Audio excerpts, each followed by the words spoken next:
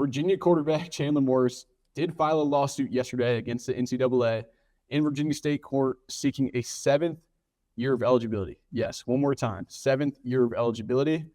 I will say that the Kolby's Corner live stream from the Charlottesville Circuit Court is going to do numbers. So looking forward to that whenever it happens. But yeah, essentially Chandler Morris, he's arguing that he should have qualified for 2 medical redshirts at TCU in 2022 and 2023. The one that's probably going to be his best case in this, even though I don't know if there really is a good case if we're opining here. 2022, he was injured early, lost his starting job. That was the year they went to the national championship. He still appeared in 4 games, dealing with that threshold issue. In 2023, that's a tougher argument where he played in 7 games. You know, he's already utilized the COVID year in 2020, so he's exempted that year.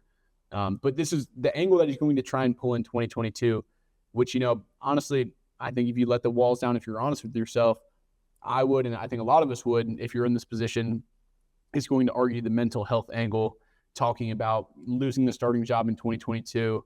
And the lawsuit is reportedly referencing the late season snaps in 2022, part of mental health recovery plan.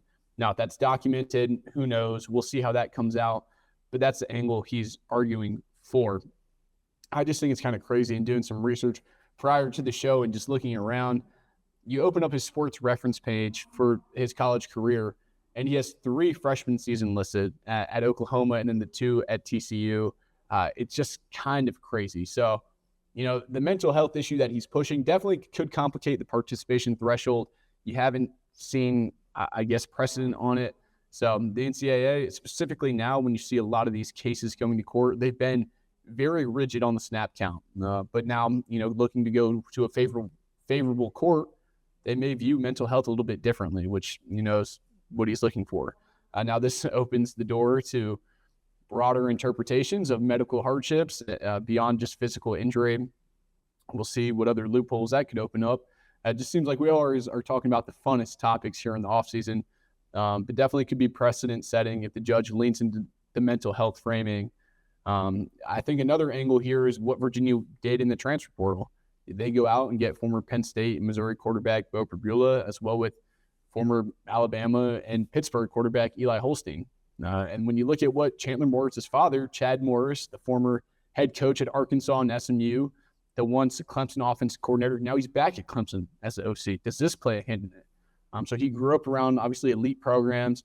You know, his college career stemmed going from Oklahoma to TCU to North Texas to Virginia, 6 years. I mean, he's maximized, obviously, every stop, led Virginia to an 11-win season, ACC championship game appearance. So you could understand why he would press for that. But it just is kind of crazy. We're continuing taking a layer from the connective tissue that is college football. You look at the Joey Aguilar case.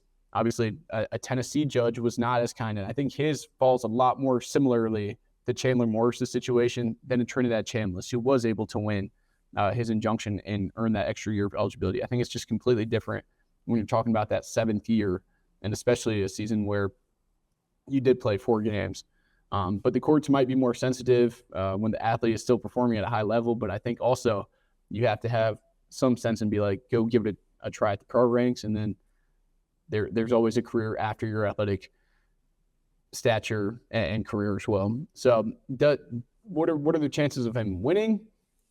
I'm not sure. I mean, if the injunction is standard or given, I think it could cause irreparable harm here. But the courts have been sympathetic recently, looking at Trinidad and obviously doing it in Virginia to get a favorable case. But at the same time, does Virginia push for this? Why is it now? You look at what they're able to do in the transfer portal. He looked like he was going to go down this avenue, but now it's February 25th. They're already into winter workouts. The timing just seems a little odd. If I was Christopher Vezina down at Clemson, I'd probably be looking over my shoulder a little bit on the timing of all this, with Chad Morris coming in to be the offensive coordinator at Clemson. I mean, the NCAA can argue that he already used his COVID year. He exceeded the participation limits. And as we'll see, the NCAA feels like they have their back up against a wall. They've become that paper tiger, as we've referenced, and they're trying to lay down the law. So you could likely see a temporary injunction before the final ruling, as you've seen in some of these other ones. But I guess the bigger question is, does the NCAA even want this fight? I mean, they got to fight the good fight, but it's just, it comes to a point where it's like, the grown-ups in the room have to start making a play. So the NCAA just feels like it's continuing to lose eligibility control case by case, and judges, local judges or favorable judges that you can get are really becoming the real eligibility and waiver committee. So if he wins, it kind of does open the door for floodgates, and I think a lot more lawsuits against the NCAA. And even if the NCAA wins, does it stabilize a line in the sand? I'm not sure, because it really is so much variance in it depending on where you get your court heard. So